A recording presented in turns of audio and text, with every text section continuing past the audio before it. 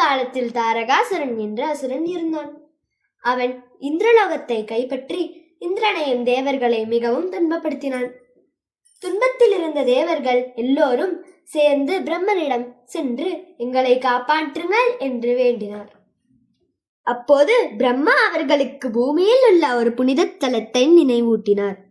அங்கு ஒரு குன்றின் மீது சிவபெருமான் சுயம்புலிங்கமாக அருள் செய்து இருப்பதாகவும் அந்த லிங்கத்திற்கு மலர் வைத்து பிரார்த்தனை செய்தால் தீர்வு கிடைக்கும் என்று கூறினார்.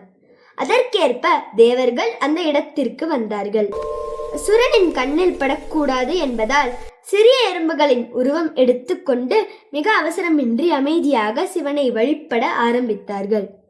எறும்புகளாக மாறிய தேவர்கள் சிவலிங்கத்தின் உச்சியை அடைந்து மலர் சமர்ப்பிக்க நினைத்த போது சிவலிங்கம் எண்ணெய் பூசப்பட்ட கல் போல பளபளப்பாக இருந்ததால் ஏற முடியாமல் தவித்தார்கள். தேவர்கள் படும் கஷ்டத்தை கண்ட சிவபெருமான் கருணையுடன் தன் வடிவத்தை மண்புற்றை போல சற்று சாய வைத்தார்.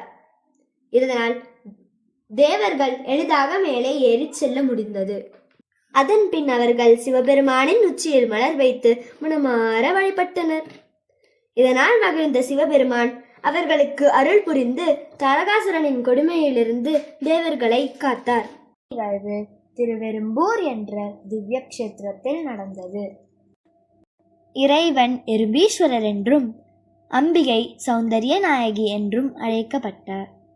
திருச்சியிலிருந்து 10 கிலோமீட்டர் தூரத்தில் தஞ்சாவூர் செல்லும் வழியில் இவ்வூர் உள்ளது.